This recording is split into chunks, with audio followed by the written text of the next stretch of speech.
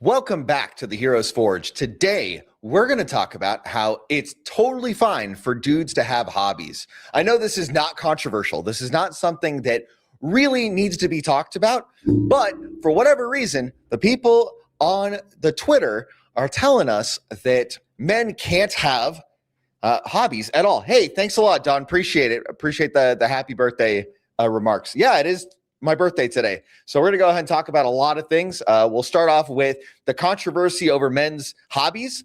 We're going to go ahead and hit that for a little bit. We'll talk a little bit about other TradCon perspectives on hobbies for men and how I think that a lot of it is hogwash and rubbish.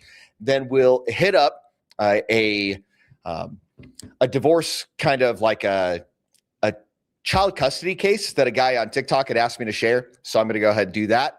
And then we'll go ahead and talk a little bit about my own hobbies, because it turns out I have hobbies. Wow, crazy idea. And then talk a little bit about what I've done in the last year. You know, I've just now turning 42. So there's a lot of things that I've done over the last year and lots of things that I look forward to doing in the year coming up. So let's go ahead and get this started with a share screen.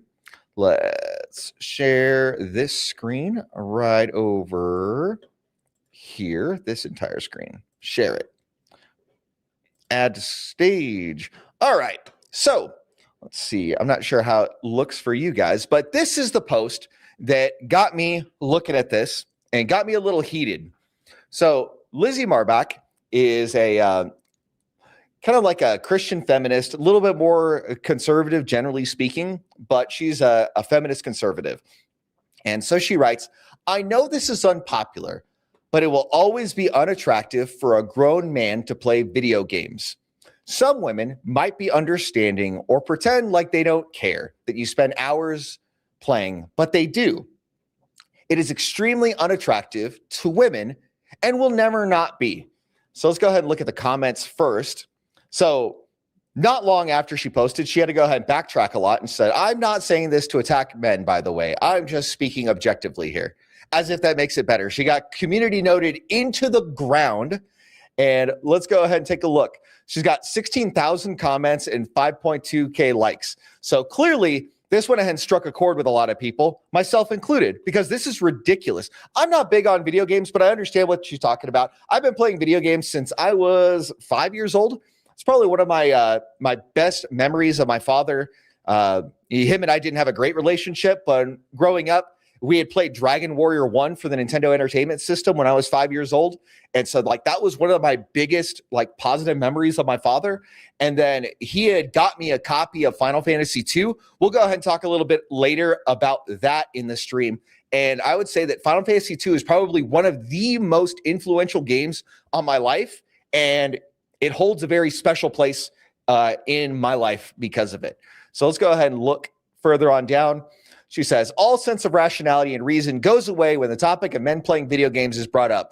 The men turn into raging, irrational feminists over it. Needs to be studied." No, it's just that we're tired of women complaining about men and complaining about us wanting to spend time doing something that isn't directly or indirectly in service of women. That's really the deal. That's all it is look, we work hard. We do the things that uphold society. We go ahead and keep the lights on. We pay the bills. We pay the vast majority of the taxes. We go ahead and handle the work of nation building and civilization on our shoulders. Is it such a hard thing to ask for us to go ahead and spend a couple hours of our day playing some video games? No, that's crazy.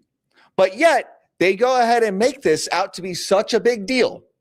Let's go ahead and hit up the comments right quick. Yeah, Don DeMarco says, "Not big on video games." And he says, "Mine is music." Ladies complain about that too. Yeah, they complain about anything that either does not directly or indirectly serve women is really what the big deal is. It's, hey, they want their time to wrap around us, or our time to wrap around them, whether we are working to pay their bills, whether we are watching the kids, whether we are building sheds, whether we are working in the garden. All of these things, so long as it's in service to women, they're not going to complain about it. They'll go ahead and wish you do more and go ahead and put more responsibility and effort on your own back, but they're never going to stop complaining when we want to rest. The average woman, if a man just wants to take a nap, will look at him with disgust.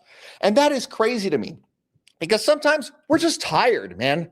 Like a lot of guys work hard manual labor jobs. Like a lot of guys in the skilled trades, they work their rear end off and work very physically demanding jobs. What is the problem with a guy wanting to take a nap when he gets home so that he can go ahead and be rested to be able to give of himself to the family after the fact? Like, that's not too much to ask for a guy that's putting in the work and paying all the bills. Freaking crazy. All right. So then she goes ahead and continues on. I've got a quick comment that I said, this is wild. Men don't play video games to be attractive to women. So why should we care about this opinion? It is gynocentric to believe that men should be constantly working and toil for the approval and attraction of women. So men of action, so dudes that are handling their business, the ones that women are most commonly attracted to, have every right to select how they use their leisure time and don't deserve this kind of passive judgmental nonsense on the part of women. Insane. So we got people here for the comments. I know this is unpopular, but it'll always be unattractive for a grown woman to doom scroll social media. So we're getting negative responses to this. Let's go ahead and continue. I don't play video games anymore, but it makes me want to. But this makes me want to. Whenever I hear women telling men, don't do that, it just makes me want to do that more. Absolutely true. Oh, yeah. And if we lecture about handbags or shoes or their paper planners or whatever their hobby is, if we go ahead and talk about their hobby, apparently we're jerks. That's right, Don. It's just one of those deals where as long as it's in service to them and their desires, it's all good. But as soon as we want something that's just for us, drives women crazy and not in a good way. So Kongmin Lee, he goes ahead and hops on in. He says, if it's an addiction that takes the place of primary responsibilities, then sure, I agree with that. If it's a thing where it's a matter of his primary responsibilities aren't being taken care of, that's one matter. But I think that for the most part, dudes are handling their responsibilities and then enjoying a couple hours of video games here and there when they can go ahead and fit it in. There's nothing wrong with playing video games as a hobby. Totally agree. Let's see. Lizzie goes ahead and tries to defend herself some more, says, I'm not saying there's anything wrong with it. I'm just saying in general, women find it unattractive. Once again, she keeps getting reply bombed every single time. And then here we go. Melanie Mack, she goes ahead and has, it's only unattractive if they sacrifice responsibilities for gaming or are neglecting you. Totally agree.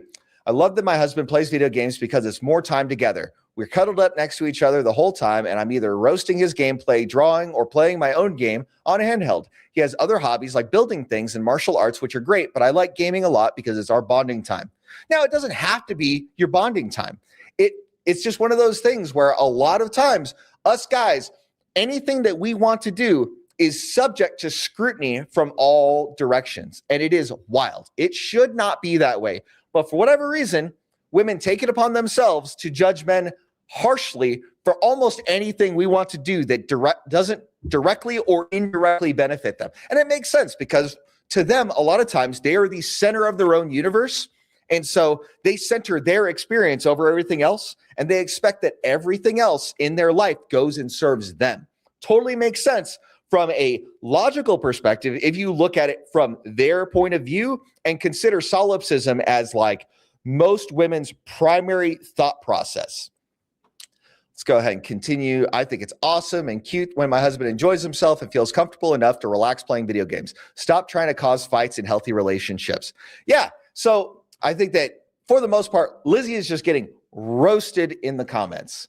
Let's see. This was my response to her. I had already read that out.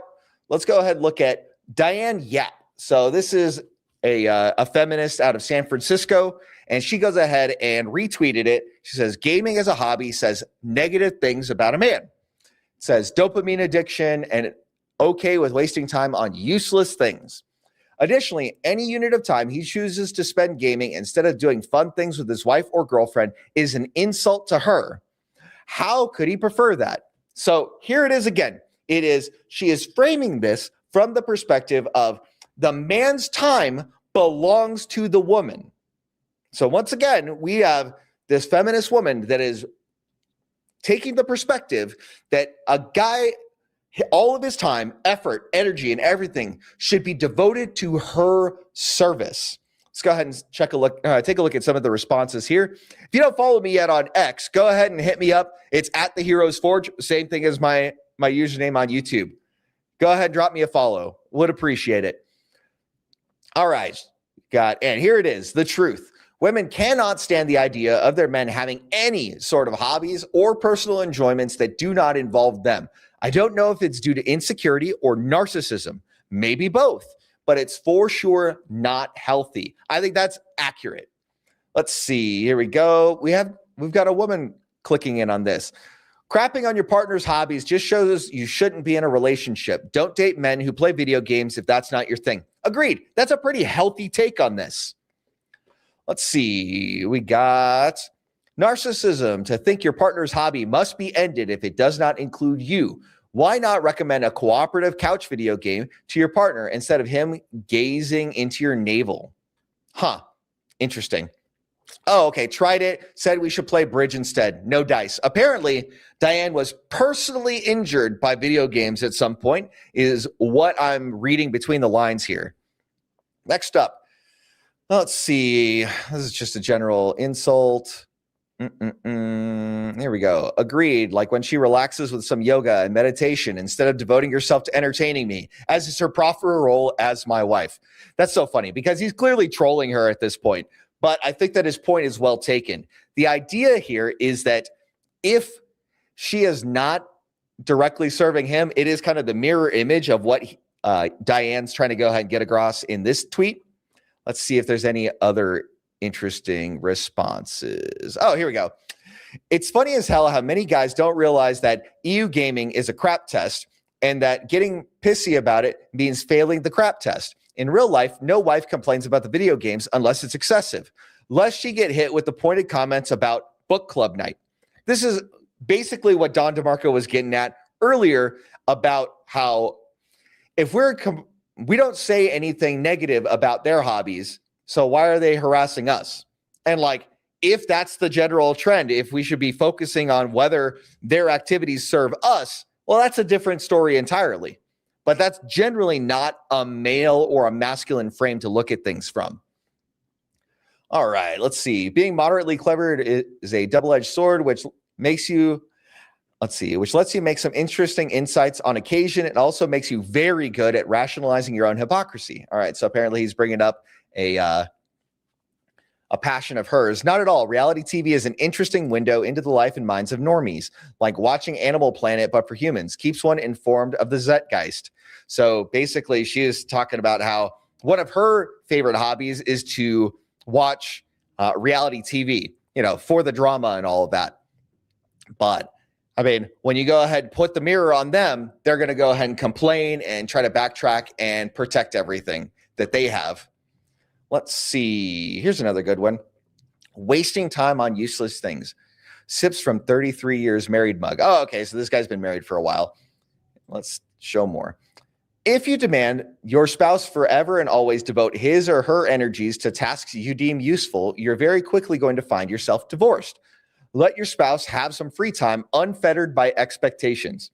100% correct. I think he's on the mark there. Going to go ahead and pop him a like. Great. Let's see. Anything else? No. All right. We'll go ahead and see what I reposted on this. Here we go. So here's my repost. I went ahead and said, they let the truth out because they did. According to these women, men can only have hobbies that either one, are directly useful, directly or indirectly to them, or two, they involve them. Otherwise, it says negative things about a man. This is absolute nonsense, and it shows just how self-centered many women are. Now, here's the message that I go ahead and give to men. Men, you don't have to take this. Your hobbies are your business. Understand that you also have responsibilities, and you can absolutely enjoy your hobbies. Not a big deal. It's important for men to realize that there's a balance to all of this.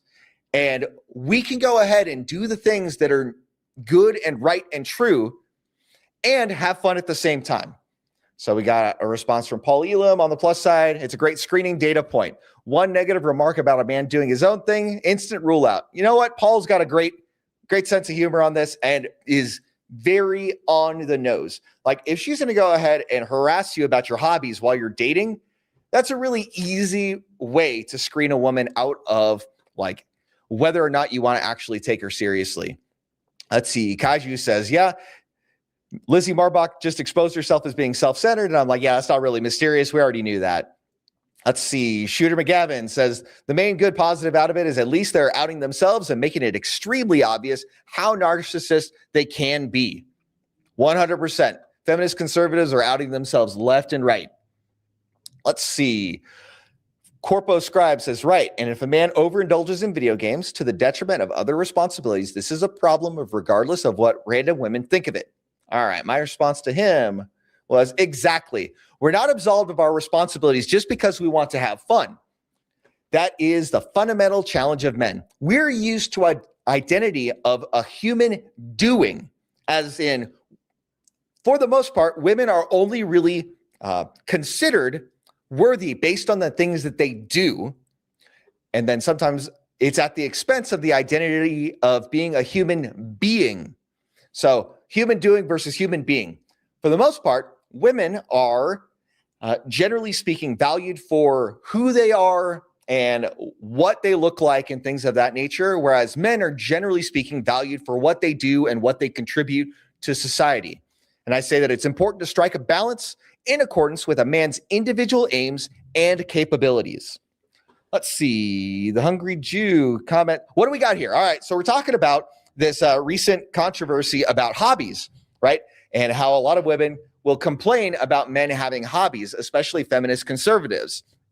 And in addition to that, today's my 42nd birthday, and we're going to talk about hobbies that I've got and some things that I've done over the last year and some things that I'm looking forward to doing in the coming year. And then we're going to go ahead and do some Ask Me Anything after that. So if you've got other questions, feel free to line them up in the comments. And I'll go ahead and give a brief description of kind of like my background for people that are new viewers and don't really have a good background of who I am. Let's see. NZSW 1975 says, if gaming turns from a healthy pastime to excessive escapism, the question should be asked, is escape from a nagging person?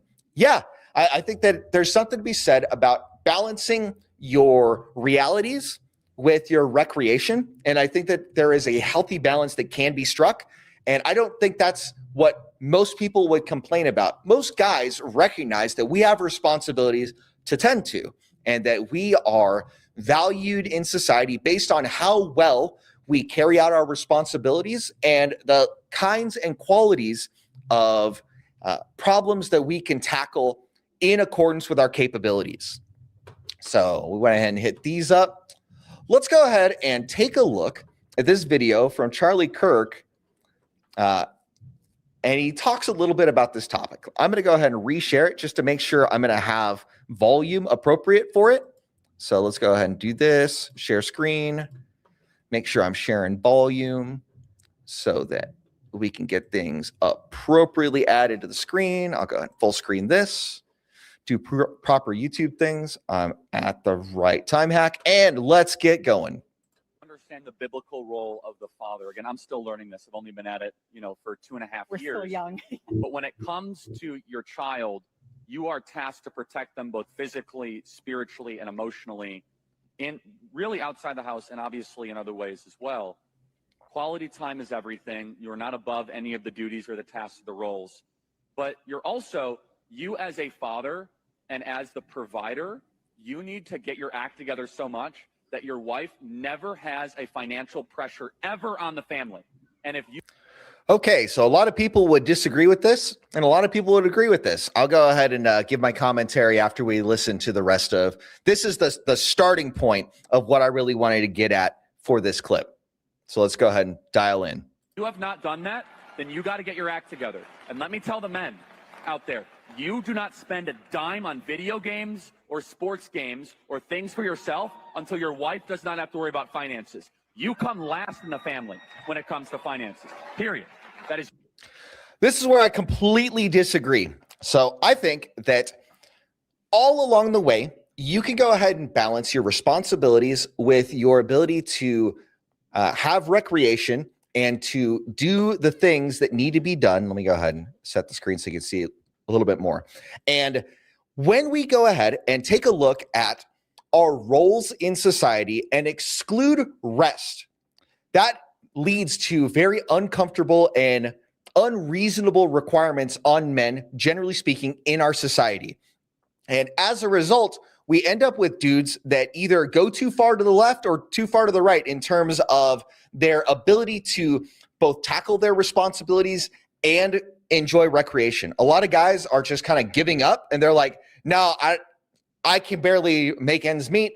I'm going to just do the bare minimum and we'll see what happens. And then other guys go the other way where they go ahead and work 60, 70, 80, 100 hours a week, and they get next to nowhere because they are so exhausted at the end of the work that they're doing that they have no time for themselves to enjoy life. And so basically the Charlie Kirk path is he's saying, guys, you need to work yourselves to the bone so that your wife can go ahead and basically be retired. Now, that is a traditionally conservative point of view. Now, there are a lot of ways to look at this, and I think that there are healthy and unhealthy ways to look at this. Now, from my personal perspective, this is the pathway that I took because I knew that I wanted my wife raising my children and educating them, and I wanted her to be able to make a house a home and to handle administrative efforts for me and basically be my secretary and my employee. So basically, for the entirety of our marriage, that's what she has been doing to earn her keep, and she has done a great job of it. Now, a lot of guys want to go ahead and do this thing so that their wife can have the life of leisure and all this other stuff. And I think that that's not a biblical perspective to have. If we look at the Proverbs 31 woman, for example, she had a lot of responsibilities that she was taking care of. And yeah, her husband was like paying all the bills and he was taking care of everything, but she was buying property, she was handling the servants in the home, and she was making sure stuff got done. She was putting in the work. She would get up early, she'd stay up late, and she would be doing the things that were necessary to cause the team to be doing better than they would be doing individually. So she would handle a lot of the affairs so that the husband was able to rule at the city gate, was the example from Proverbs 31. So there's that perspective, and I think that that's a reasonable perspective to have if you're going to go ahead and have your woman basically stay at home and work within the curtilage of your home. Totally reasonable perspective. I also think it's reasonable in the modern era for a man to expect a woman to bring some provisioning to the table if that's his prerogative. Like, I know a lot of guys that at this point are expecting something like, if not a dowry, but something akin to a dowry, right? And shout out to Shaw. He goes ahead and talks about the dowry a lot and talks about how a lot of women will get these useless degrees and then take on student loan debt. But then for what? By the time they get to 30, which is the average age of marriage, they don't have anything saved for the most part. And they end up like significantly in debt. So what did they do with those 8 to 10 years between graduating college and by the time they're getting married or wanting to get married? It's just a crazy set of circumstances that we're in. So that's a little bit on the Charlie Kirk perspective on hobbies. You shouldn't have hobbies until you can retire your wife. I don't think that that's a reasonable perspective to have. I think that some guys can take that as a motivating factor for them. And if that's you, by all means, go off. I'm not here to go ahead and judge your decisions on how you want to be motivated to do the things and accomplish your goals in life. I want men to be able to accomplish the things that they set out to accomplish in life without external pressures putting needless burden upon them. If guys want to go ahead and live a life where they just work a basic job and they stay at home and they do that and just play video games, by all means, if that is their objective, I have no problem with it. They are doing something in exchange for the lifestyle that they afford for themselves. Totally makes sense if they're not leeching off the government or anything like that. They're basically paying their way, totally fine. That's a reasonable thing to be doing. So there's that whole thing. Now let's move on to this video that was sent to me because on TikTok I had a thing pop off with Dr. Edgington about the divorce ringer, and this guy had asked me to share this video and react to his story and all of that. So I'm going to go ahead and do him a solid and do that. So let's go ahead and listen in. I can't hear it on my end. Let's see. Let me reload. Can you guys hear it on your end? I can't hear it on mine.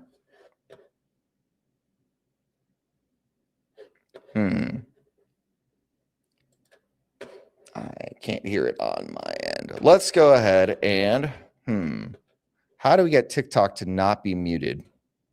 More. Oh, there we go. Matters the most. Great. Let's go ahead and get this. In my case, to stay Hold on, TikTok.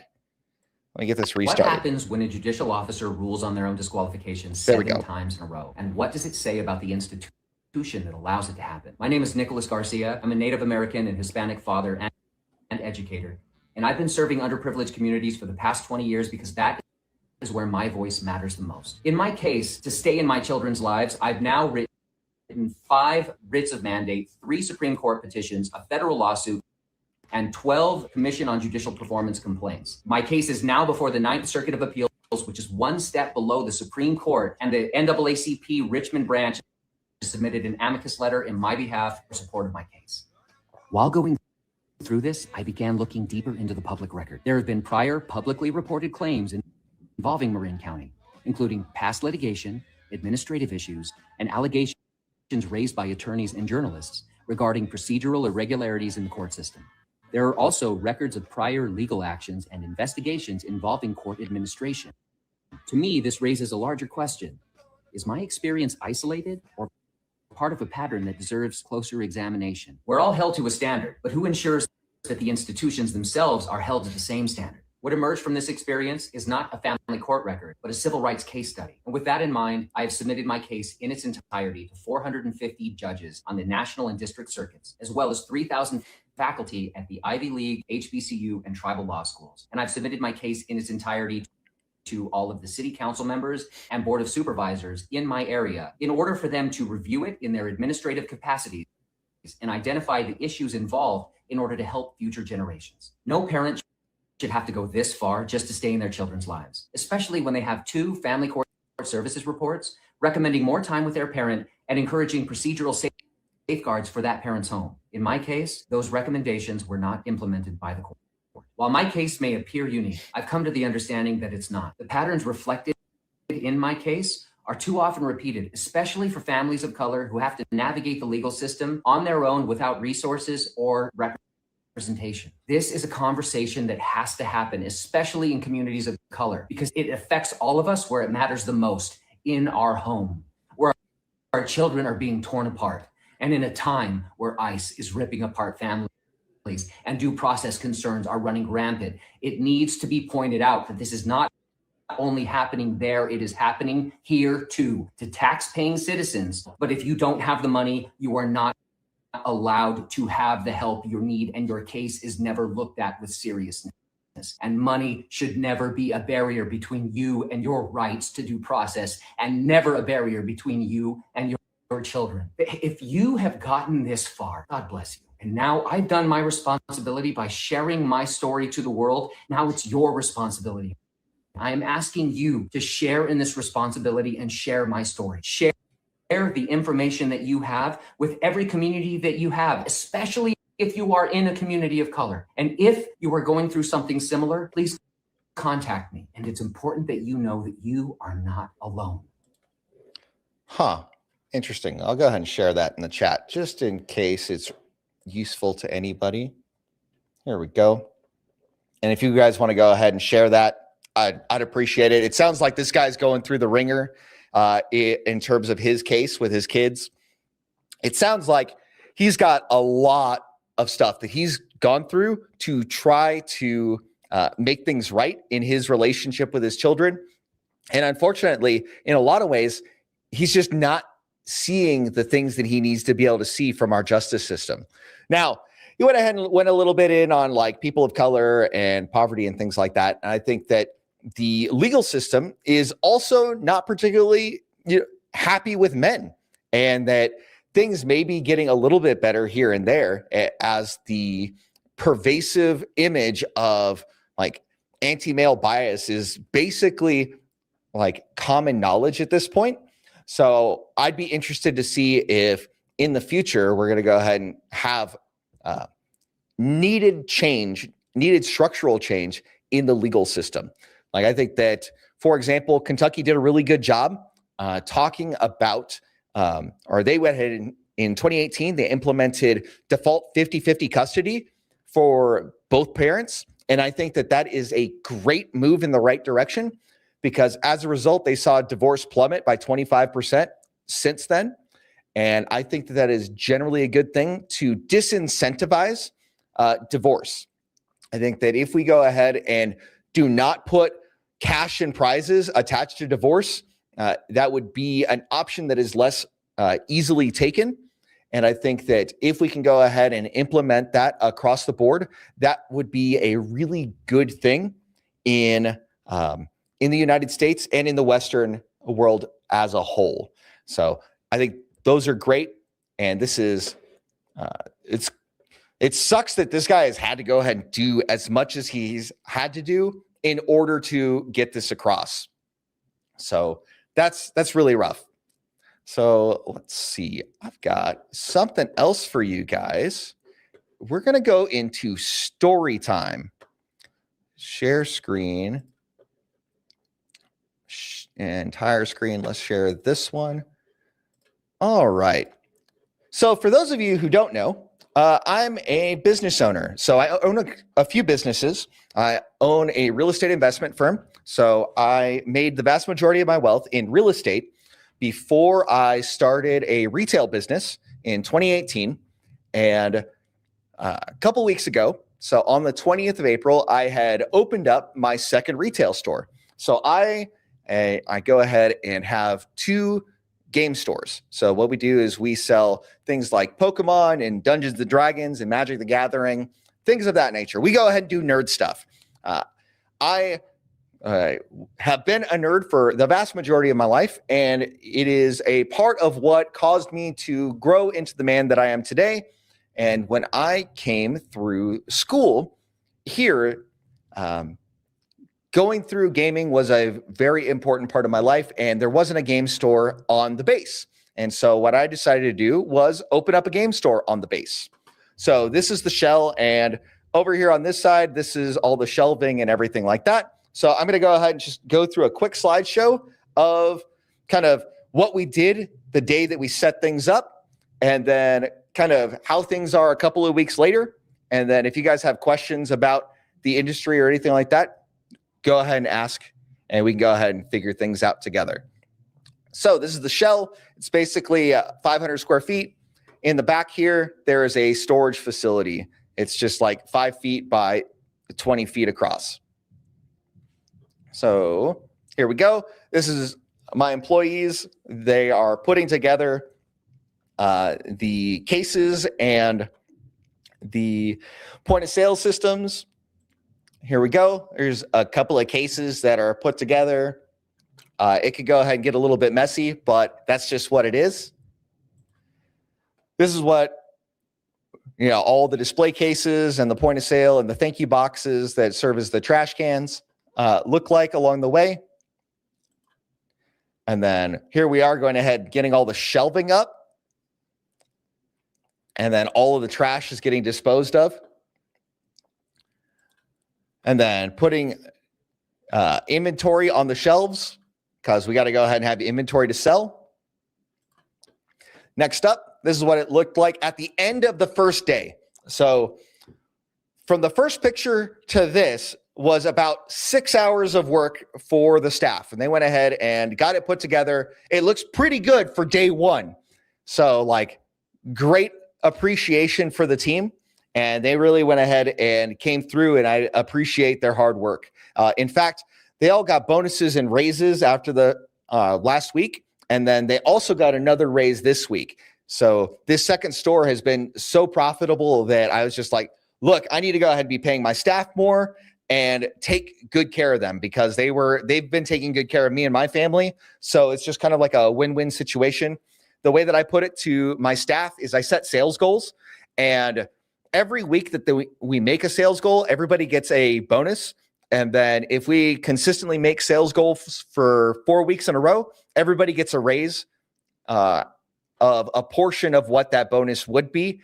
And it gets tacked on as a permanent pay increase for everybody. And then the managers get a little bit of a pay increase, get much higher pay increase than the average associate level staff does. So then I'll go ahead and show you some pictures of kind of what it looks like a couple weeks later. This is our shelves as of earlier today. So this is the left side of the store. This is where we've got Warhammer up top. We've got role-playing stuff, a bunch of dice, Dungeons and Dragons, things of that nature. Next up, we've got the back area. This is board games on the left, and then we started into TCGs on the right. We got bought out of a bunch of stuff over the last weekend. So our major restock is coming in tomorrow. So the shelf is going to look a lot more full tomorrow. And then here we go. We've got more TCG stuff and the accessories. So binders, we've got deck boxes, we've got sleeves, we got the storage boxes. We got everything you need to handle things. And then this is what it looks like from an external perspective. So in the cases, for the most part, we have single cards. And then on this side, we have fancy dice sets and things of that nature. So that's the story. I've been working on that for the last couple of weeks, and it's been taking a good amount of my time to kind of direct that effort and to get everything put together. I've got a great employee that's been on the staff since 2020, and he had been a line associate for the last few years. And over the last couple of years, he's been developing and learning how to lead more and things of that nature. And I'm glad that he finally stepped up to take on more responsibility. And as a result, he is earning a lot more than he had been earning as a line associate. I mean, obviously commensurate with the amount of responsibility he's taken on. So he's got a company card and all of that, and he's taking care of business. And I am so proud of my team, and they all got raises a couple of times. And if they keep their sales up, they're going to go ahead and get another raise in a couple of weeks. So this is going to be great. And this has been something that I've been waiting to do for about 6 years. I've been trying to get a contract on the base for 6 years. Another store had the contract around COVID era, and they were not opening up the store and doing things that were associated with what the COVID restrictions were at the time. So I tried to go ahead and buy their contract out, and they didn't like that. And so whatever. And then the lady that was in charge of the contracts for the base, she ended up retiring. And so once the new guy took over, I was able to go ahead and get a contract and open up a little kiosk on the base. So that's what we were doing. We had like a little mall kiosk kind of thing. It took up about 5 square feet. We had maybe about 20% of the inventory that you see here on the cart. And then we had like stuffed animals and stuff like that we also sold. We're waiting for my general manager to finish constructing like a ball pit kind of thing that we go ahead and toss the stuffed animals in. So it's easy for people to go ahead and take stuffed animals out, look at them, enjoy them, and then toss them back in. Kind of like you would see at like a Walmart with kickballs and soccer balls and volleyballs and things of that nature. So that's that. So why is this a thing? Let's go ahead and remove that from the stage. All right. So I'm a nerd, and this is really important to me. I go ahead and have trading card games as a big hobby of mine. My favorite game to play right now is Magic the Gathering. And I brought a couple of things to show you guys. So this may or may not be of interest to people, but like my favorite deck and my favorite commander is Muldrotha the Gravetide. I don't know how well this is going to show up on screen, but you know what? I could just look it up. It is, let me find a couple things to look up for you so that it's easier to show over stream because my thing doesn't autofocus like it should. All right, so Muldrotha the Gravetide is my favorite commander. And I've got a PSA 10 of the fancy print of it. And so that was something I wanted to go ahead and show you guys. For those of you that have heard of Magic the Gathering or play Magic the Gathering at all, Commander is a format that is generally a social format where you go ahead and play with 4 players, generally speaking, and it's a free-for-all. And you go ahead and play against each other, and there's a lot of politics and social maneuvering that goes into playing that format. And so that's something that I go ahead and do very well. Being a generally pretty charismatic guy, I'm good at convincing people who's the threat and who's not the threat at a given point in time. And the fact that this creature lets me go ahead and reuse my graveyard allows me to operate with substantially more resources than the average player would because I have access to the graveyard basically as a second hand. So there's that. It is my favorite commander, and I've got roughly 40 commander decks with Muldrotha as the commander. So I, generally speaking, will go ahead and have a commander deck for every set that comes out. So this last recent set, Strixhaven, I went ahead and built a deck where it was all Strixhaven cards and new cards from the commander decks. And for every set, I basically do one. And then every now and then I'll do one with a specific theme. And that's kind of a really cool thing that I do for that. And then let's go ahead and look at Cecil Dark Knight. Earlier in the stream, I had made mention about how Final Fantasy II, okay, I want to look at a different print. This is not my favorite print. Let's look at this print. There we go. So Cecil the Dark Knight is this guy. He is not a particularly good commander, right?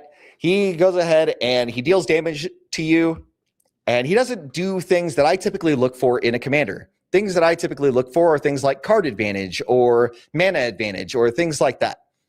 But on the flip side, he transforms into Cecil Paladin. So if those of you who have ever played Final Fantasy II, you recognize that the early part of the game is about how Cecil uses the Dark Sword to serve the King of Baron and finds out that something goes horribly wrong. And basically the king is taken over and issues commands to him to do things that are against his moral judgment. Even though he's a Dark Knight, he has a conscience, and he goes through and has to do things because of the king's command, and he expresses regret over the things that he has done. And as a result, he is relieved of his command of the airship squad called the Red Wings. And then later on, he discovers that somebody has taken over the king, and it is Golbez. He is the main antagonist of Final Fantasy II until you get to later on in the story where you find out other things. I'm not going to go ahead and give spoilers just in case you decide to download it. They did a pixel remaster for the Switch, and they've done a lot of remakes. My favorite remake by far is the one for the DS, and I think it's a lot harder, and they've added complexity to the different classes that you can go ahead and play. But the focal port of the story in Final Fantasy IV is when you had to go ahead and go from being a Dark Knight and renounce the darkness and claim the light and become Cecil the Paladin. And to me, it was really important. And when I was growing up, I didn't see the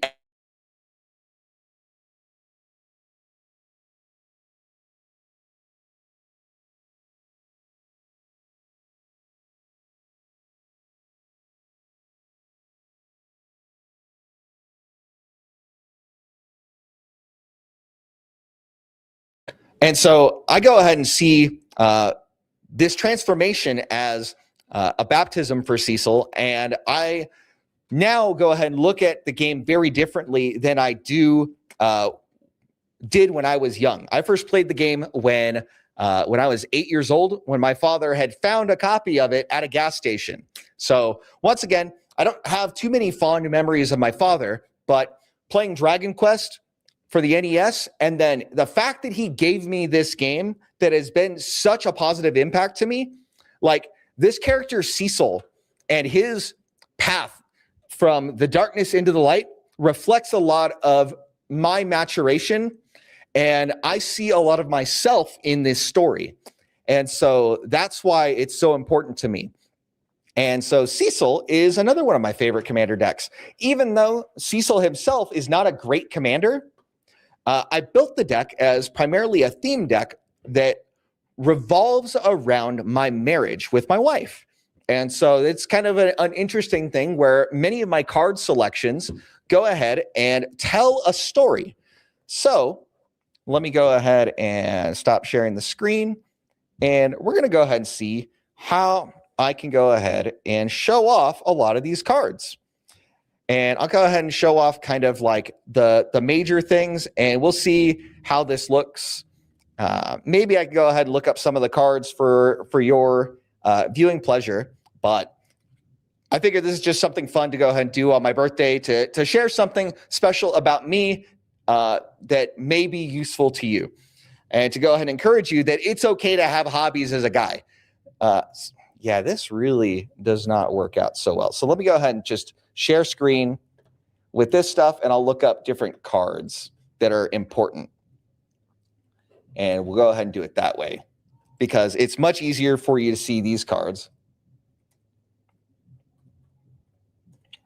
And so we've got Cecil Harvey, which is a Final Fantasy rebrand of another card that has existed since Commander 2016 called Timna the Weaver. So this is a card draw engine for the deck, and it is on theme because it's Cecil. Gotta love that. Let's see. Next up, we've got Cloud Midgar Mercenary. So that is not the art that I have. I have got this art. It's got the chocobo tracks and things like that. And basically, this goes ahead and searches for one of the different equipments that I've got in the deck. I've only got 3 equipment cards that this can go ahead and search for. I can either search for Sword of the Animist, Pact Weapon, or Sword of Light and Shadow. I picked Sword of Light and Shadow because it's just representative of kind of like the light and shadow of Cecil's dark sword to him taking on the Sword of Light. And it's just kind of representative of that. And so this guy does a really good job in the early game to just find stuff that that I could go ahead and use later on. And most often I find Sword of the Animist.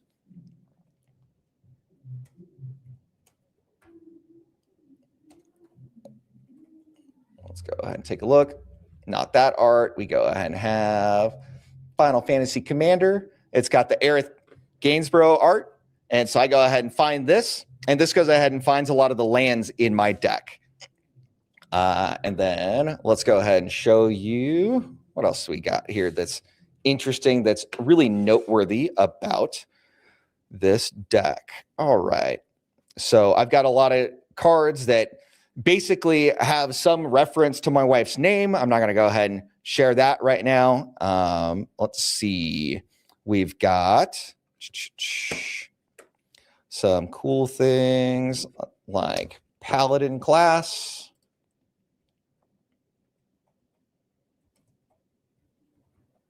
Where we're going ahead and because Cecil's Paladin and there's a thing that exists called Paladin class, it's useful. And then at the bottom, this bottom ability is kind of useful for me to go ahead and kill people with Cecil because I go ahead and give him double strike and make it hard for people to block him. Like that's just how I win the game more often than not is through commander damage and through like making things incredibly huge. Things I go ahead and use to sneak Cecil through are things like Minas Morgul, Dark Fortress, where this bottom ability says, let me go ahead and pull it up. This bottom ability says I can put a shadow counter on a creature, for as long as the creature has a shadow on it. It's a wraith in addition to its other types. So a lot of times I'll go ahead and put this on Cecil so that it's very difficult for people to block him and makes it so that I can easily get in commander damage. So that's kind of useful. Let's see. What other fun things do I do? Got a lot of life gain built into the deck because Cecil's front side makes it so that you have to go to half your life before he turns into a paladin. So normally I have to find ways to get my life back. And so because of that, I go ahead and use Nykthos Paragon. This guy is ridiculous in the deck. So it says whenever you gain life, you can put that many 1/1 counters so you can make your dudes real big. And you just do that once each turn. And so normally if all I've got out is a couple of creatures and Cecil will hit for 4, he'll lifelink for 4 and give everything 4 power, 4 toughness. So it'll go ahead and make people ginormous. Let's see, other noteworthy things. We've got Summon Primal Odin. So this is another one of the interesting kill conditions in the deck. I go ahead and can kill a thing on the turn that it comes out. And the second turn, whenever this creature deals combat damage to a player, that player loses the game. So basically I just sneak him in and punch him. And that person loses. I have gotten a lot of people with this, whether I made him flying, whether I made him shadow, whether I snuck him in somehow. A lot of people, for whatever reason, they forget the second ability on this card. They just say, oh, it's a 5/3, whatever, not a big deal. But when they get hit, there you go, surprise. Let's see. Some things that I go ahead and use that are specific to the deck to kind of make things go. Let's see, that falls under the category of things relating to my wife. I'll go ahead and hold off on that. Oh, here we go. Rosa, Spider-Man.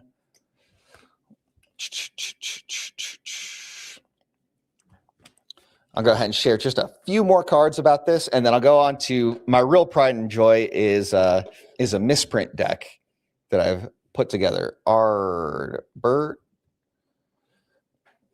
Warrior of Darkness. Okay, so in this deck, the vast majority of the creatures are white and black or white or black, and they are legendary.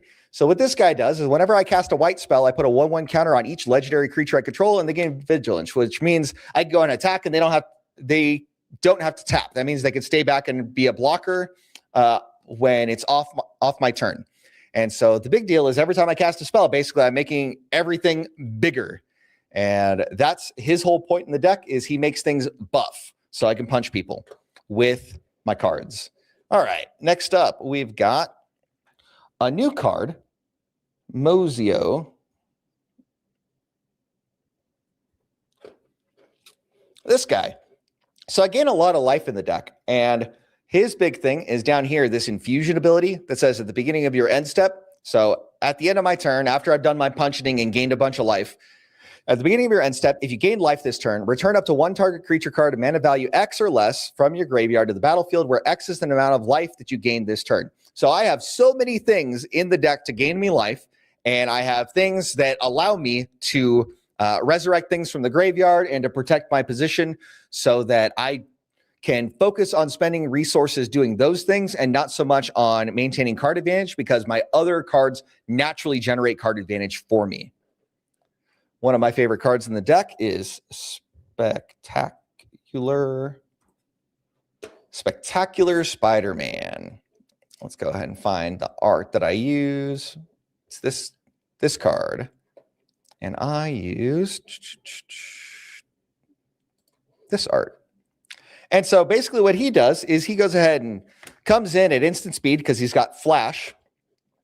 And normally, I don't use this gain flying ability. Like, it's just flavor text for the most part. He could be a decent blocker. But what I normally do is I use this bottom ability to sacrifice Spider-Man to give creatures I control hexproof and indestructible until the end of turn so that I could just keep my board when I board wipe or when other people board wipe. And it is hilarious because all I have to do is keep 3 mana up or 1 mana up if he's already out. And I can go ahead and go through most destroy board wipes, which is the most common kinds of board wipes being used right now in my shop and in my area. So that's what I build for. Next up, we've got Rosa. Resolute White Mage. So this is Rosa. She is Cecil's wife from Final Fantasy IV. And so I have her as an include. She does add lifelink to something, but really she's a thematic choice more than anything else. Sure, she's a reach creature. She's all right. She makes something a little bit bigger, but it's mostly there because she is Cecil's wife. And that's why she's in the deck. And then I've got a couple of cool cards that are really kind of specific to this deck. Unspeakable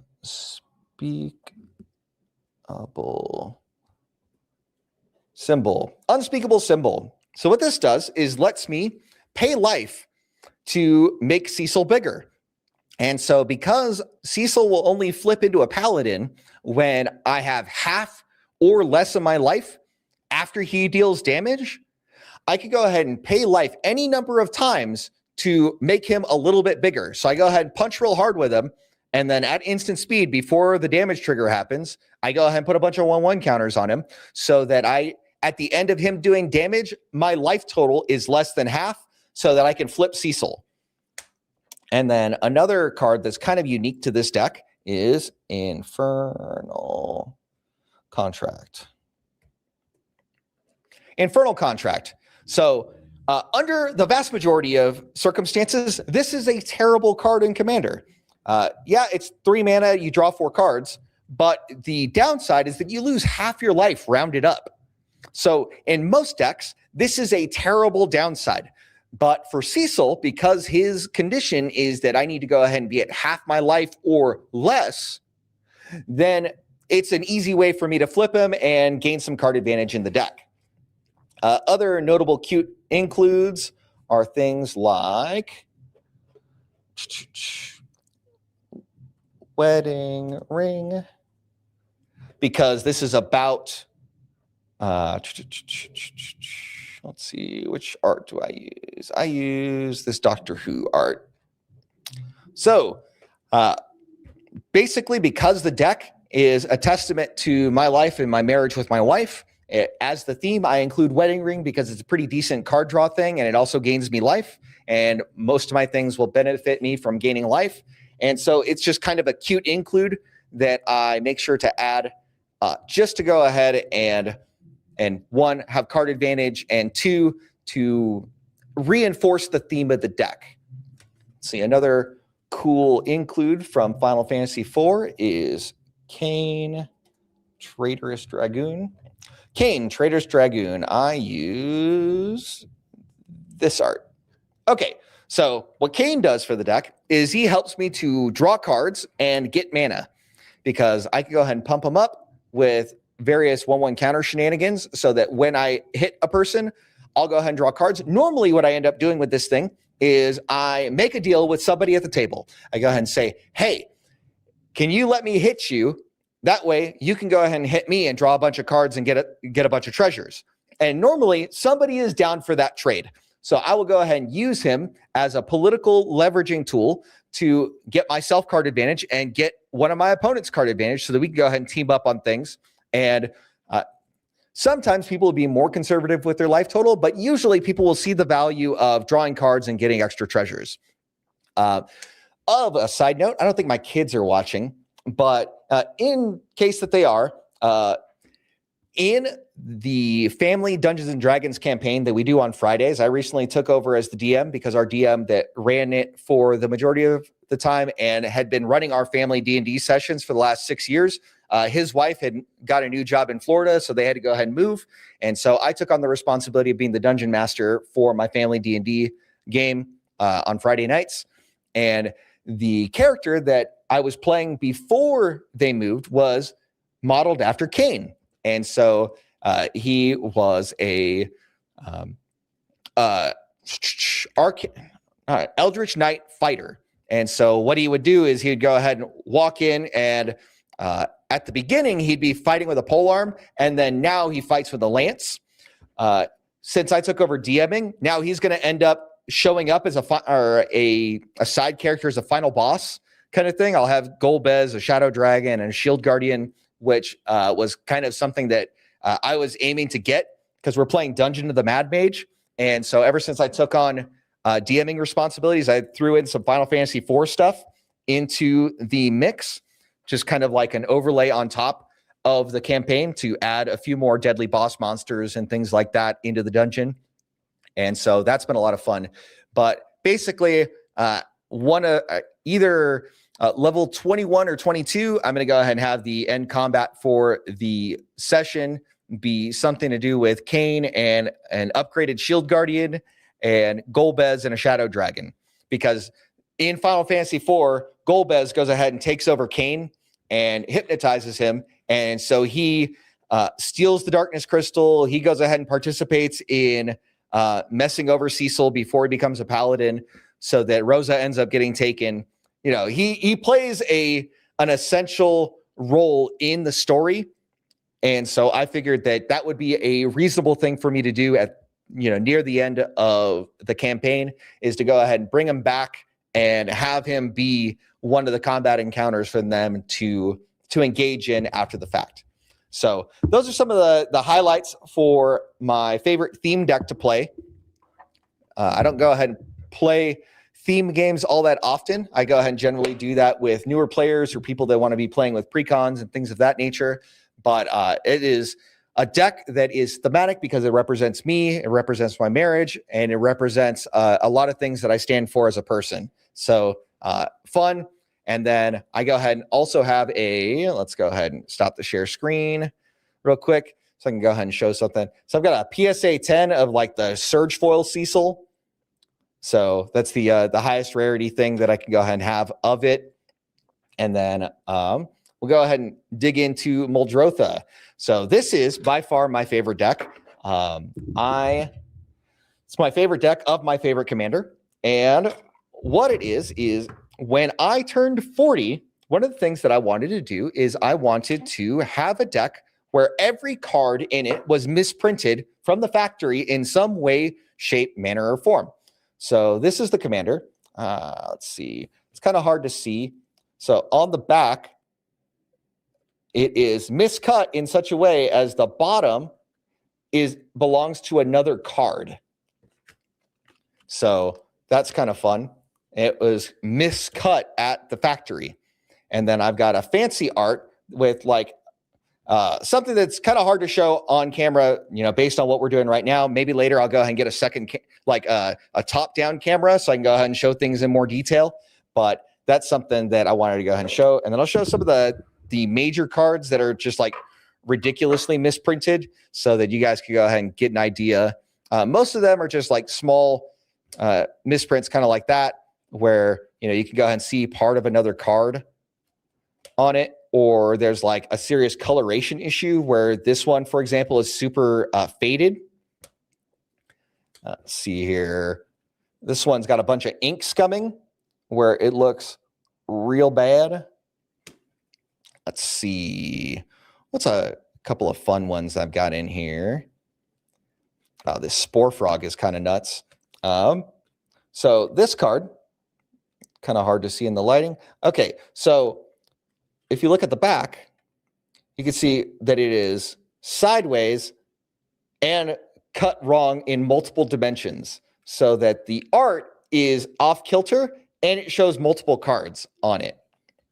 So that was a lot of fun to get my hands on. And then we've got something like this where the card shows the sheet edge. Like when a card is being printed, it's printed on actual just sheets that are run through the machine to get cut up. And so this one was misaligned in the feeder when it got cut. And so it just shows the edge of it. And so I bought a whole deck that was misprinted that way. And so a lot of the cards have that like sheet edge thing going on. Yeah, here's another example from the same deck. I've got this dragon where you can see that the card back is right here, but it got cut off at a really weird angle. Let's see, what other hot nonsense do we have? Here we go, propaganda. So a lot of the cards that I have, so there is a rarity stamp that's supposed to be right here, but let's see on this one, it is all the way up here instead of down here where it belongs. So just wild things that happen at the printers. And I just go ahead and stumble upon these in collections, and there's different Facebook groups that are associated with these things. And so I put together an entire deck where that's the thing. So here's another one where you can see two cards. You can see the top of another card. And so it's just kind of wild. I go ahead and collect these things whenever I see them, and I go ahead and pay out a large bonus of store credit just in case if anybody pulls a misprinted deck in my store, I go ahead and give them a replacement deck and give them a huge amount of store credit. Oh, this one's a wild one. Okay, so this is a forest, but it's got plains art. So this is a German German plains, and this text box is completely misprinted. It's got the forest printing in here instead of plains like it should be. Let's see. This is a bayou. So this is an expensive land from old, and this one's also miscut on the top. I don't know if you can see it too well in the light, but there's barely any border on top and a big old thick border on bottom. And what's interesting is on the front end, it is perfectly fine. It is exactly how it should be cut on the front, but on the back, it is miscut. So that's just kind of wild. And it's noteworthy because it's just like an expensive card that got put in the feeder wrong.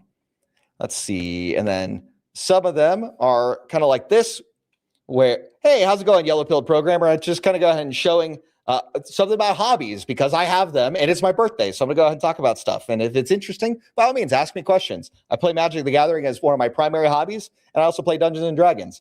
So one of the deals is this card has this whole strip right here where it was misaligned in the print or in the cutter, and it should have been a little bit more over here, but it got cut just wrong. And so I really enjoy those kinds of like weird factory errors.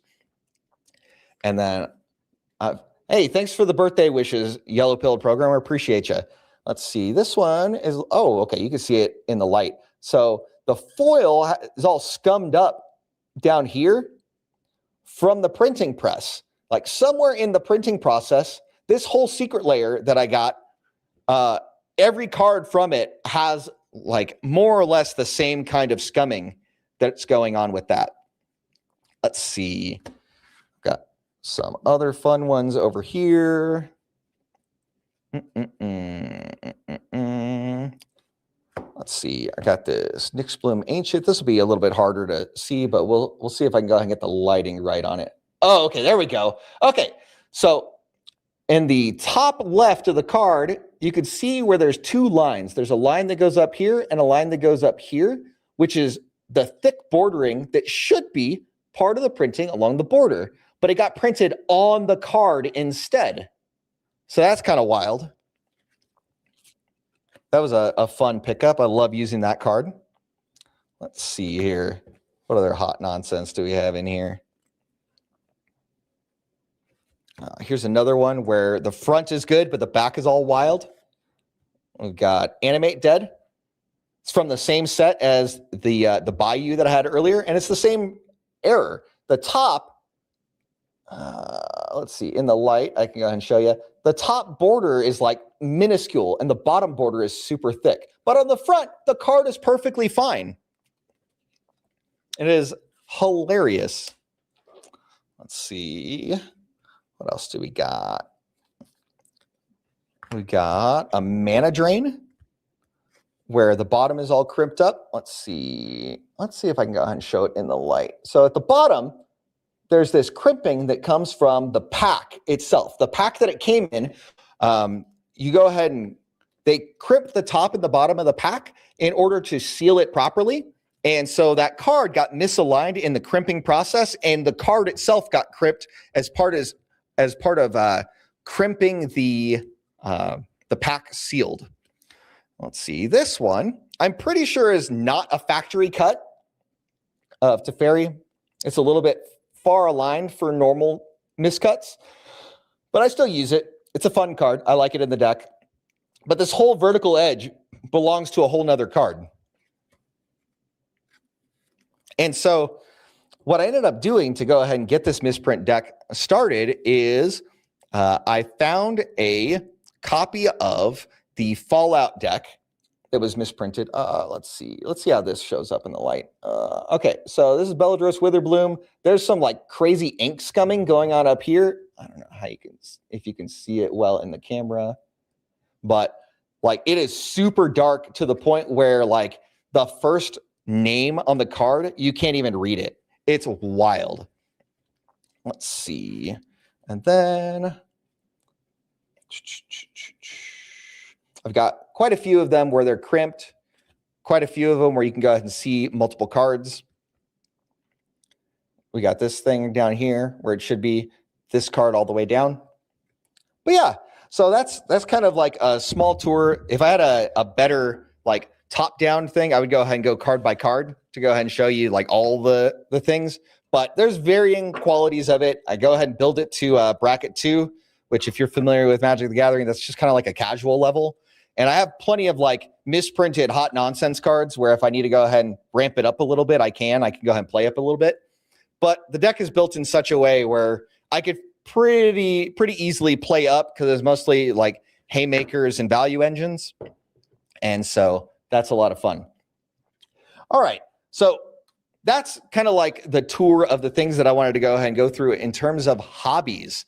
So just a quick review. At the beginning of the stream, we talked about how we've got a lot of feminist conservatives and things like that, where they're just complaining about guys having hobbies in the first place, and how even people like Charlie Kirk, who has a lot of great ideas on a lot of things, has some objectionable things where he's like, basically, you shouldn't be doing anything until you could basically retire your wife to a life of leisure. And I disagree with that.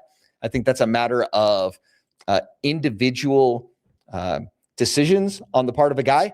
Like, you may want to have something where your wife is expected to contribute and work.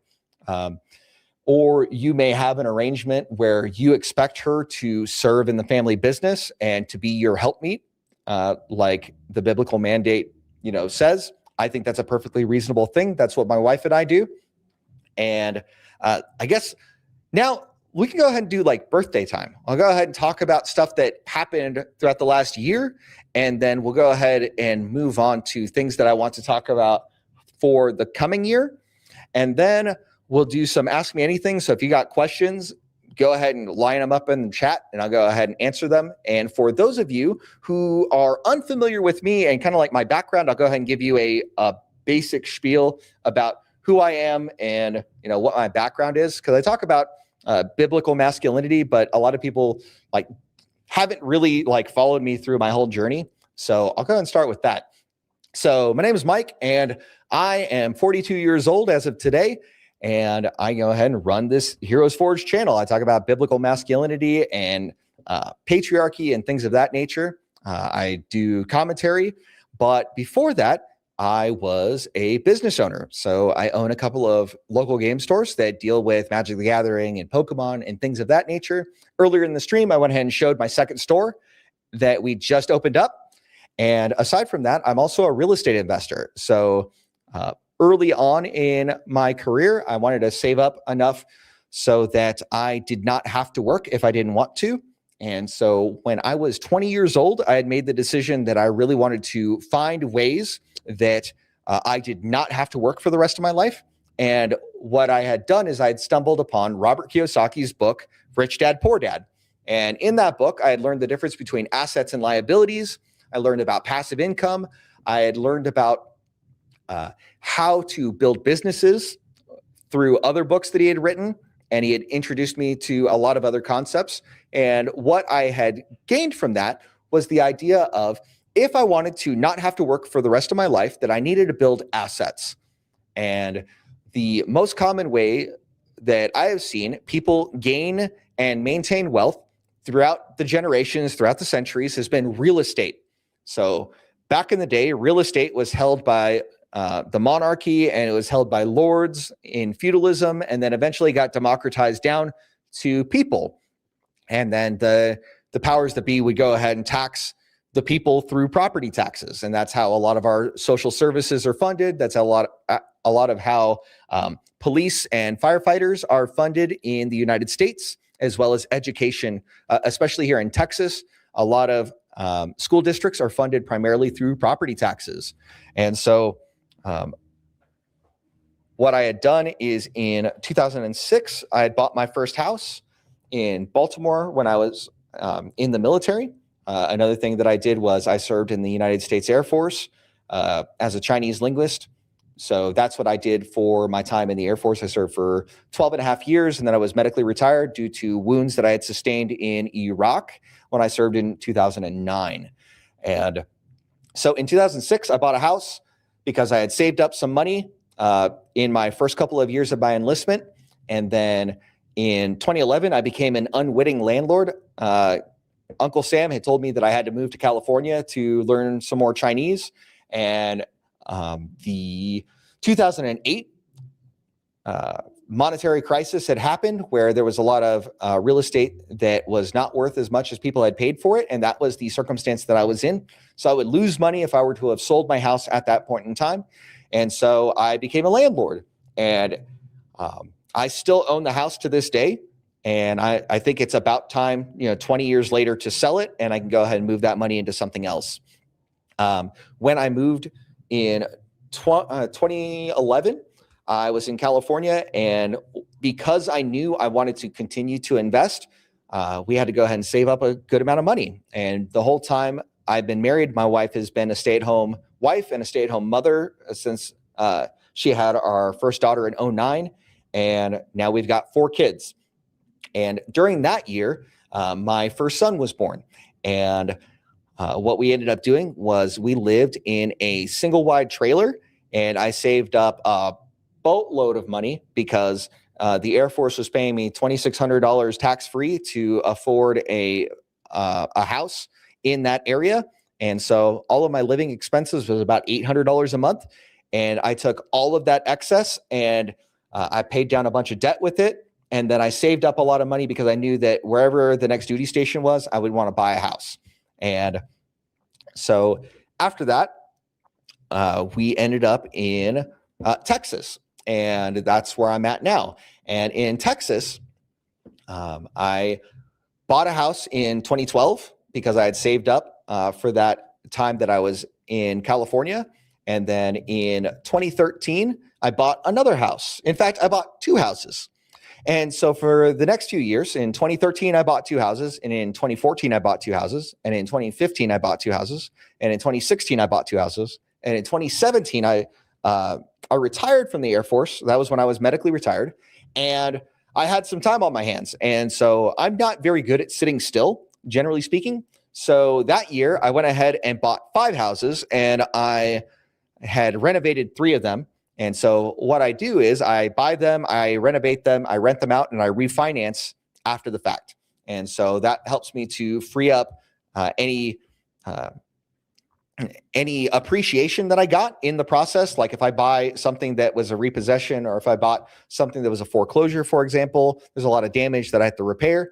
And so I would go ahead and organize people to do that. And then I would refinance afterwards, and I would take the money and recycle it to the next deal. One of the cool things that was done that helped me out a lot is kind of like a reverse dowry, is kind of the way that I look at it now. But my mother-in-law and my grandfather-in-law, because my wife is a single child, all of the grandchildren that she had are under my roof. And so she didn't want to stay in California. She moved out to Texas. And so my grandfather, or my wife's grandfather, had sold their house in California. And according to my grandmother's will, or my wife's grandmother's will, half of the money went to my mother-in-law and the other half went to my grandfather-in-law. And so what my mother-in-law did is she bought one of the houses from me, and they were back to back. And basically when my mother-in-law moved in, I bought the house behind it as it was being built. And so we moved all of our small household goods through the backyard. We just knocked down a panel in the fence and moved right through. And we hired a moving company to take all the big stuff around the corner and get it all set up and all that. So that was kind of fun. And so for a couple of years, we lived backyard to backyard. And for a period of time, after that, my mother-in-law had issued me a loan to go ahead and invest in more real estate. And so I took the money that she had paid me for the house and then that small loan, and I ended up buying four houses that year, or in over the course of a couple years. And so that really helped me just catapult myself into getting the experience with financing and get the experience I needed to learn how to play the real estate game. And so by the time 2017 rolled around, I had a bunch of accumulated knowledge, and I was much more confident in doing real estate deals and how to get people together and how to organize capital and how to organize labor to get things done. And so in 2017, I bought the 5 houses after I retired from the Air Force, and because I had a lot of time on my hands. And now in 2018, I bought a commercial strip center in the downtown area of my town. And so that's been really good for me over the last 8 years now. Almost 8 years to the day. I bought it like the 8th of May of 2018. And so I bought that on seller financing and then refinanced it a few years later. After I'd improved the management, I got a really good deal on it because the management of it was going pretty terribly. And I knew that I could go ahead and incorporate a lot of the lessons that I'd learned along the way to improve the value of the property over a number of years. And so basically that's what I ended up doing. They just wanted to be out from under it because they were just tired of fussing with it. And so I had raised rents and disentangled a lot of the commingling of the funds that they had done for operating expenses and part of a condo association that was set up for it. And so I was able to raise the value of the property substantially. So now I bought it for about $750,000 and now it's worth about $3.2 million. And so I had done really well with that. And the biggest thing that I had learned in doing real estate investing is the biggest thing that you can bring to the table is the ability to solve a problem. And the bigger problems that you can solve, the more money you get paid, and the more valuable you can make something. And you have relatively fewer challenges that you can solve in residential real estate, whereas in commercial real estate, because of how real estate is valued in commercial world, relatively small improvements can go ahead and generate outsized returns. And so that was a thing that I had done for a couple of years. But also in 2018, I had opened up my first retail store. So there was a game store that was in town that was closing down. And I had offered on it about a year prior to it closing because I had seen their change in management and their general customer service changing. So I saw the writing on the wall that chances are it wasn't going to go ahead and survive for an extended period of time. And what I ended up doing from there was just kind of waiting. I gave him an offer. He wanted way too much for what he was doing because it wasn't a profitable business and he was expecting blue sky. He was expecting a multiplier over nothing. And I was planning on buying out his inventory and finishing out his tenancy because he didn't have any, real assets to really speak of. So there wasn't a whole lot to really pay him in terms of a business. I wasn't really buying a business. I was buying inventory was really what the deal was. But then in 2018, I had caught wind that they were going to close. And so over the period of 3 weeks, I went ahead and opened up the store. I found the biggest space that I could get for play space in town for a relatively cheap rent. So I ended up getting this building that really, it was the best that I could get at the time, but really wasn't the best deal in terms of having to go ahead and put a lot of effort into it. But that was just what it was. I was under a time crunch to get a deal going. I had seen that property was on the market for an extended period of time. So they were able to cut a deal. They were asking for $3,000 in rent a month. And I was like, how about $2,000 a month in rent? And then I'll increase it by $250 on year 2 and year 3. And then by the end of year 3, I ended up extending for a little bit. And then we ended up moving to my downtown location. I had because it was that commercial strip center that I had bought in 2018, I had tenants in all of it. So I wasn't going to go ahead and kick any tenants out to put my new business in it. That didn't make sense. And something I didn't know at the time is that the city was going to force me to put sprinkler system in. So I've got the whole my section of the building sprinklered out, and it cost me about $100,000 to do that. And so that was a bill that I was not expecting to have to pay, but thankfully, I can handle it at the time. I had put in the work. I had, a good amount of finances, and I could go ahead and convince the sprinkler company to go ahead and finance a portion of the installation, and it went well. So I had done that for a period of time, and the whole time I've owned my game store, I haven't operated it. I've always had employees, and right now we are at 19 employees, counting 2 junior associates. My children are now working in the business as kind of a summer job. So I've got a 14-year-old and a 15-year-old, and they do assistant work in the warehouse because we go ahead and have hundreds of thousands of singles that we go ahead and ship on TCG Player and other online marketplaces. And we go ahead and service both the main store and the base store through our warehouse. And so we have a warehouse staff that goes ahead and takes a look at all of the inventory that we have. And not only that, but we, of course, have the front of house staff for the main store. And then I've also got a social media manager, an inventory manager, a general manager, and then a store manager for the second location. And so we've got a pretty robust network that goes ahead and handles all of that. And so thankfully, they are an amazing team that have earned raises recently, due to success of the second location and the economies of scale that we were able to achieve because of a lot of the infrastructure that we built up at the main store was able to go ahead and support our secondary store in such a way that has really helped it to kick off in ways that I would not have been able to do had it been my first store. And so that's kind of my background. I went ahead and did a lot of things in business and in real estate before I got onto YouTube, before I got a microphone. So I had already been a multimillionaire before I started up on YouTube. And so I've, been successful in the military. I promoted first time, every time, basically. And until the Air Force was like, oh, okay, well, it's time for us to part ways. That's kind of an interesting story that I'll tell some other time if people are interested. But that's kind of a background of who I am and how I came to be. And what the big reason that I'm on YouTube is I see that there's a lot of guys that are really struggling right now. And I just wanted to go ahead and find a way to share another perspective, because I think a lot of the guys that are doing podcasts and stuff like that, the vast majority of them don't have a business background for the most part. And social media is their first business. And so a lot of them, their background comes in some other job that they do.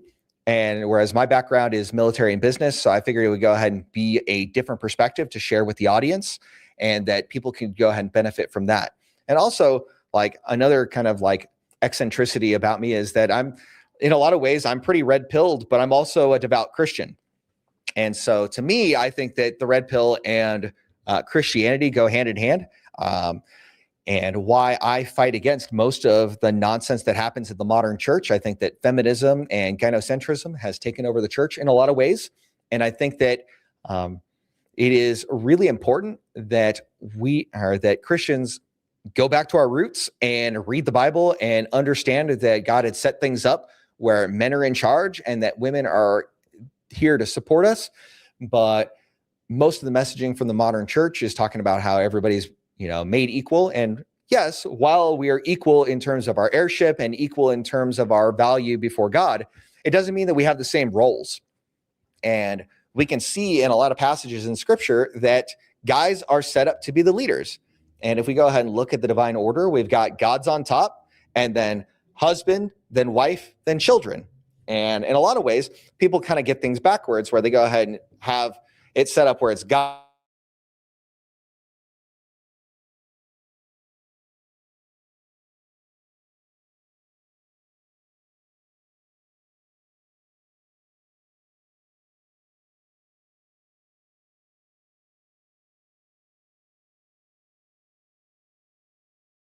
Here we go. Okay. If we don't get things in their proper order, that things will go ahead and go bad for our society. And I think that it is incumbent on men to go ahead and take on their leadership roles and responsibilities. But as you can see, based on the title of this stream, I think it's perfectly okay for men to have hobbies. And I think that it's reasonable for guys to do things that are ways of connecting with each other. I think that a lot of ways for guys to find good friends is through hobbies. And that's something that my friend group does, is on Thursdays, we go ahead and play Magic. And it's something that we have fun doing together, and we can go ahead and share life together and share our stories and share our struggles, because we have a lot of similar background, and we can go ahead and appreciate the struggles that we all go through in life. And I think that far too few men nowadays have a brotherhood of men where they can actually talk about the struggles that they have in a non-judgmental area. And I think that's really unfortunate. And that if we could find ways to band together and to take on our responsibilities and fight the evils of this age together, I think we would be much better off, which is why I go ahead and fight against feminism and gynocentrism and things like that, even though it's not popular in the ways of the world right now. And I think that my job and my responsibility is to do my small part to advance a message forward and to encourage men to be the things that they can be, and to encourage men to realize that you matter. And it's not just the things that you do, but the character qualities that you cultivate. Who you are actually matters as well. And I think that far too few guys get that message without it being kind of platitudes, right? A lot of times people on the left will go ahead and say, oh yeah, you matter as guys. But then as soon as you say something out of line, then they're like, oh, you hate women and you're a misogynist and all this other nonsense. But I think that in a lot of ways, men are done a disservice in today's culture. And that's why I try to go ahead and work together with other men that I think are doing good things in our culture as a whole. And I try to go ahead and work with other guys and send a message to men to be the things that you want to be, and to find the challenges in life that are suitable to you and your aims, and encourage you to tackle those challenges. Because in life is full of challenges. And unless we have our capabilities right, and unless we have a brotherhood of men that we can go ahead and lean on when things get tough, life is unnecessarily hard, when it could be a lot easier when you have a team to tackle things together. I'll take a quick drink and then I'll finish up. I fundamentally believe that life is a team sport, and that life is better when we do it together. Now, in the context of a marriage, I think that men and women are complementary in their roles, and they are better together than they are apart. And so I think that it is a really good thing to find a suitable spouse and somebody that can be your helpmeet, somebody that can help you on your mission. I think it is generally better for men to be in the driver's seat of a relationship and to be of high enough value that women want to follow you, and that other women want to be with you and other men want to be like you. I think that these are things that are helpful to all men, generally speaking. Now, going back to the team concept, just like in my time in real estate, just like my time in business, I recognize that I cannot do everything myself, and that I am much better off hiring people that can work in their talents, and I can go ahead and cultivate them and help them to be better and faster and stronger, and to learn systems and processes that I put in place for them, so that I don't have to do everything myself. And in a way, I can multiply a lot of the things that I would have done, and then they get to show their unique personality through the serving of the customer or handling the responsibilities that they handle, at least in the retail sense. And in the real estate sense, basically what I ended up doing is I just put together a team for a given project. And if there's something that's that needs to be done, like a project that I didn't talk about was back in 22, I bought an apartment complex, and I go ahead and I had to turn that from an extended stay hotel kind of thing into studio apartments. And so I had to go ahead and put a working utility sink in each of the bathrooms. I had to add a closet. And so there were, and stoves and fridges in every unit. So there was a lot of expense that I had to go ahead and put in to turn it into something greater than it was. I bought the place for like, ended up being 950,000, and now it's worth about 2.2 million after the renovations. So I think I'm up a little bit over a million, like close to 900,000 is my profit in the thing. And I had done that over the course of a year. And so that was really good. And one of the benefits of owning an apartment complex and then having employees is that I could go ahead and offer discounted rent to my employees so they can go ahead and live in a nice place, and they can pay rent that is well within their means. And the apartments are all bills paid, so they don't have to worry about bills and stuff like that because it's all part of the rent that's discounted because they get an employee discount. So that's kind of a sweet deal. It's really funny when I go ahead and go to trade shows for my industry. That's something that I say that really goes ahead and like really drives people crazy is they're like, wait, how do you offer that kind of benefit? Well, it's because I'm in multiple business streams, and I, not only do I offer them medical insurance reimbursement, I go ahead and get them a 401k, and I give them paid time off. I have a really good benefits package for my employees. It's one of those things where I want to really take care of my employees because I care about them. I care about my team, and they take care of me and my family. And so I want to do my best to offer an appealing overall compensation package so that they are in a good place and that they want to be under my employ and they go ahead and handle my affairs. And I really appreciate them. And so having a good compensation package and a compensation package that is tied to performance in some small part is a thing that aligns our interests in a lot of ways. And so something I mentioned earlier in the stream is basically what I do with my employees is I have sales goals that are supposed to be met on a weekly basis. And if they meet the sales goal, they each get a bonus commensurate with the amount of hours they worked. If they are a salaried employee, they get set based on their their hours worked expectation. And then if we go ahead and do sales goal 4 weeks in a row, everybody gets a raise. And so in that way, everybody is on the same sheet of music, and we're all we have tied interests. Their interests of getting more money and more compensation and raises and things like that is tied to the success of the business. And so in that way, we're all pushing in the right direction together. So that's just kind of like an overall assessment of how teamwork makes the dream work and all of that.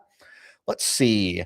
Let's go ahead and look in on the chat. I don't see a whole lot of new stuff in the chat, but if you guys have any questions about anything, whether it's real estate, whether it's about YouTube, whether it is about anything biblical, marriage related, shoot, if it's about games and hobbies, I'm down for questions on that. Ask me anything. But other than that, if I don't go ahead and see anything on the birthday stream, I'll go ahead and kind of show you a preview of some of the videos that I have coming up. And then we will move on from there. Let's go ahead and show this. Let's go back to the stream, put this to the stage. All right, let me go ahead. All right, some videos that I have coming up. Oh, this is kind of hard to navigate. Let me zoom out a little bit and we'll just do this kind of thing. It's hard with the microphone in the way. All right, so some of the videos that I had done recently is one on most guys get this wrong about correcting their wife. So one thing that a lot of guys were asking me about is how do we go ahead and actually issue correction to our wives?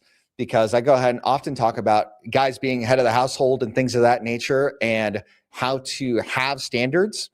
And these are things that are really important to me. And so I went ahead and talked about that because that was a question that I got a lot. So basically the framing of the whole video is that there are two general ways to issue correction to your wife. The first way is that if she is compliant already, then you can go ahead and just give her a gentle nudge. And then if she's resistant, well, Jesus goes ahead and gives us an example of how to do this when you look at the different churches in revelation that he writes letters to, and he has specific messages for them. And he goes ahead and tells them where they've done right, tells them where they've done wrong. He gives them the necessary correction. He tells them what's going to happen if things go right and what's going to happen if things go wrong. And so basically it's a framework of, hey, you did good. Here's where you're doing bad. Fix it. Here's what's going to happen if you do fix it. Here's what's going to happen if you don't fix it. And I just kind of work through the scriptures associated with that. But that's the nuts and bolts of that video. Another video that I had done recently is I had a lot of questions about how to maintain frame when your wife is kind of crazy. And sometimes they'll get kind of nuts, and a lot of guys have a hard time keeping themselves locked in terms of how to control themselves emotionally when things are going on and when things are heated. Let's see. The video that I have coming out at 9 o'clock Central tonight is Most Men Are Alone and It's Destroying Them. It's a video about brotherhood and some of the biblical examples about why it's important to have a brotherhood. I talked a little bit about that on stream today. And a video on Thursday that I have coming out is when you lose your frame, how things can go bad and how you can go ahead and do better in holding your frame and responding well, and how to restore respect in your relationship. Oh, hey, thanks for the happy birthday, Eric Williams. I appreciate it, man.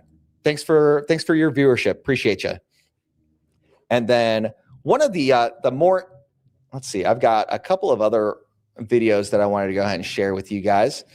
This servant leader trap video is a video basically where I go ahead and talk about servant leadership and how it is misused in the modern church and how it leads people astray because it causes people or guys to believe that they have to serve at every whim of their wives and they completely forget what the actual meaning of the term is. And the modern church teaches it in such a way that puts men at like abject servitude to their wives. And I think that is really wrong and causes a lot of problems. Let's see. And then I've got one on henpecking that I really wanted to share. And I think that would be really good for people to latch onto. And here we go. Here it is. I think that's one of the fundamental ways that guys end up losing respect in their relationships is they accept henpecking from their women. And that's probably the number one sign that things are to go downhill in a relationship. And there we go. That is kind of the roundup of some content that I have put out fairly recently, as well as content that's coming up this week. And I really wanted to go ahead and appreciate you guys for your viewership. And thank you for indulging me on this like little journey through my hobbies and a introduction to who I am for a lot of the viewers that are just now getting to know me, because I've been getting a lot of subscribers over the last couple of months, and I've just been blowing up. And I really appreciate those of you who have been with me for an extended period of time. I really appreciate you and your viewership and your subscribership. So I just wanted to go ahead and say thank you, and that I'm honored to have you listen to my message, and I'm glad that you find value in my message. So just some quick things to wrap up, since I don't see any questions coming up. If you would follow me on X at The Heroes Forge, that would be cool. If you are not a subscriber yet and you like what you hear and you see that there's some value in what is being said here, I would encourage you to hit the subscribe button and to check out some of the content on the channel. Thank you so much to various commenters, Eric Williams, Yellow Pilled Programmer, Don DeMarco. Thank you so much. Appreciate you, NZSW 1975 for your viewership. Min G, thank you so much. Talking about changing the legal system. I appreciate you and your commentary on the deal that was going on with that father. Let's see. I appreciate Vitalis talking about historical hobbies, civilization building, conquest, returning to barbarism and nature. You know what? That's a lot of things that guys have typically had. But I think that in the modern era, we do things a little bit differently now. But thank you all so much for your viewership, and I hope you all have a fantastic rest of your day. I'm going to enjoy my birthday now. Take care, guys.